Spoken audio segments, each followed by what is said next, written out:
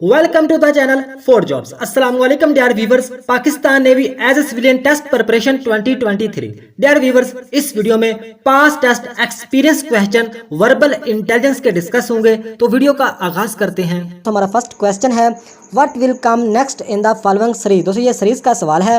5/6 से आगे बना दोस्तों 36/25। आगे दोस्तों 8/7 से आगे कौन सा जवाब आएगा, नीचे ऑप्शन में से हमें बताना है। दोस्तों देखें, ये जो 5/6 है, इससे जो 36/25 बना वो कैसे बना दोस्तों, 6 ऊपर जाके 36 बन गया, यानी 6 को 6 से ज़रब किया जाए तो 36 बनता है दोस्तों। 5 नीचे आके 25 बन गया, यानी 5 को 5 से ज़रब किया जाए तो 25 बन गया। इसी तरह दोस्तों ये 36/25 बन गया। इसी तरह दोस्तों ये जो 7 है, ये ऊपर जाके 7 को अगर 7 से ज़रब किया जाए तो 49 बनता है दोस्तों।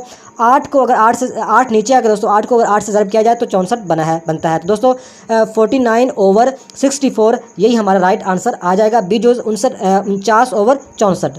तो उम्मीद है कि आप लोगों को इस सवाल की समझ आई होगी। नेक्स्ट दोस्तों सवाल है, if Brazil is to South America then Egypt is to. दोस्तों इस सवाल में वो ये कह रहे हैं कि जो ब्राज़ील कंट्री है दोस्तों, ये साउथ अमेरिका कॉन्टिनेंट यानी बरआज़म में, साउथ अमेरिका बरआज़म में वाक़ है। तो दोस्तों जो इजिप्ट है, जो मिस्र है दोस्तों, वो किस बरआज़म में वाक़ है दोस्तों, अफ्रीका में, एशिया में या यूरोप में। दोस्तों जो इजिप्ट है दोस्तों, जो मिस्र है दोस्तों, ये बरआज़म अफ्रीका में वाक़ है। तो यही हमारा राइट आंसर हो जाएगा। तो नेक्स्ट दोस्तों सवाल है, BC/C डैश DE/D/E/F/F। दोस्तों इस सवाल में क्या हो रहा है कि दोस्तों BC/C यानी जो दूसरा है वो आगे डबल हो रहा है, यानी यहाँ पे C डबल हो रहा है, यहाँ पे E डबल हो रहा है, यहाँ पे F डबल हो रहा है। तो बीच में हमें बताना है कि कौन सा आएगा। दोस्तों B के बाद C आता है दोस्तों, तो यहाँ पे आएगा C के आगे आता है दोस्तों D, CD/D, यानी D ऑप्शन हमारा राइट हो जाएगा। CD/D हमारा राइट आंसर होगा। तो उम्मीद है कि इस सवाल की भी आप लोगों को समझ आई होगी। नेक्स्ट दोस्तों सवाल है, इन the following series what comes next in. आगे दोस्तों है CEG, आगे कौन सा आएगा। दोस्तों देखें, ये जो C है CEF दोस्तों, ABCDEF, मतलब है कि D एक बीच में, आगे ABCDEF, E के आगे दोस्तों F आता है, फिर G आता है, G के आगे दोस्तों H आता है, फिर I आता है, यानी एक लफ्ज़ का गैप है दोस्तों, उसके बाद अगला मतलब एक हिस्सा आ रहा है। तो इसी तरह दोस्तों C बीच में DEF आगे GH के आगे दोस्तों I हमारा राइट आंसर हो जाएगा। A option is right. उम्मीद है कि इस सवाल की भी आप लोगों को समझ आई होगी। नेक्स्ट दोस्तों सवाल है, इस सवाल को आप लोगों को थोड़ा सा समझना है दोस्तों। If yesterday was Monday what day is after tomorrow. दोस्तों इस सवाल में ये करें कि आप लोगों को उर्दू में बताता हूँ कि यस्टरडे वाज मंडे, यानी यस्टरडे का मतलब होता है गुज़श्ता दिन, यानी गुजरा हुआ दिन, यानी कल समझ लो कि जो गुजर गया है। तो जब कल के दिन क्या था, कल के दिन दोस्तों था मंडे।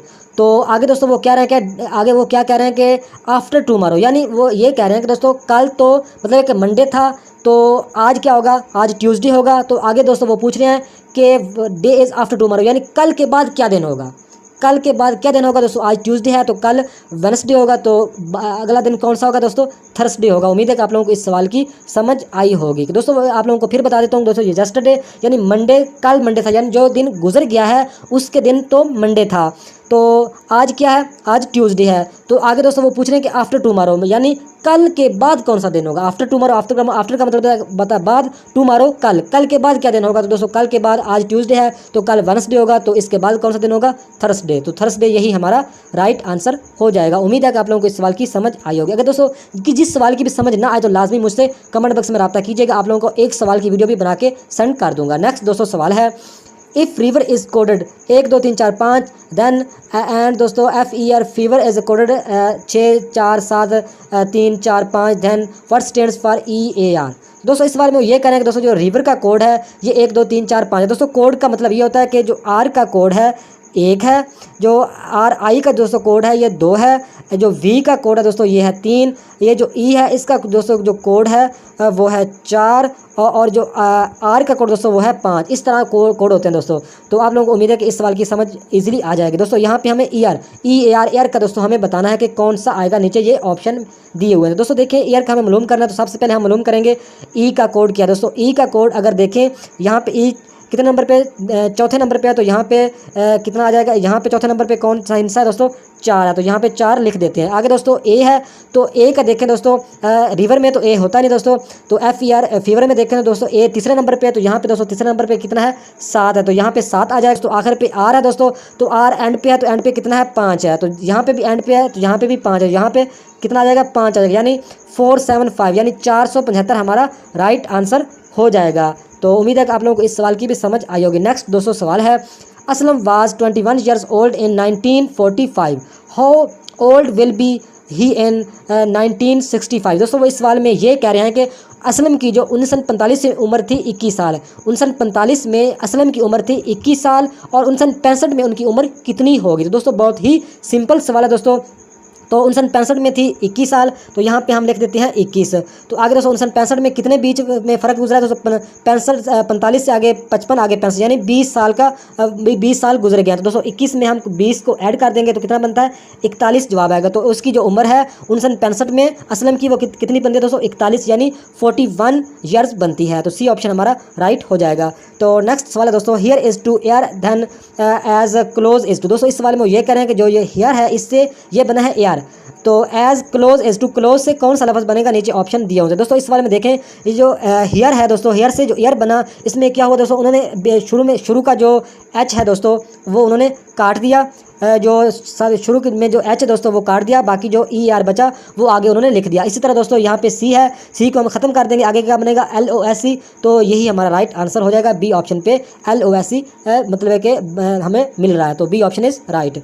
नेक्स्ट दोस्तों सवाल है, कंप्लीट द सीरीज़। दोस्तों ये है मेडिसन, आगे दोस्तों क्यार, आगे दोस्तों बुक है, आगे कौन सा जवाब आएगा। दोस्तों इस सवाल में देखें, जो मेडिसन का तल्लक है दोस्तों क्यार के साथ, यानी मेडिसन का मतलब होता है दवाई और क्यार का मतलब दोस्तों होता है सेहतयाब होना, तंदुरुस्त होना। तो मेडिसन से मतलब है कि बंदा सेहतयाब तंदुरुस्त होता है। तो दोस्तों बुक का क्या मतलब हो सकता है, आगे हमें बताना है, नीचे ऑप्शन है दोस्तों। एजुकेटेड का मतलब होता है पढ़ा लिखा, क्यार का मतलब सेहतयाब होना, लिबर्टी का मतलब दोस्तों आज़ादी होता है और रीड का मतलब पढ़ना। तो दोस्तों जो बुक है वो हमेशा पढ़ी जाती है, दोस्तों जो रीड है वो हमारा राइट आंसर हो जाएगा, सी ऑप्शन इज़ राइट।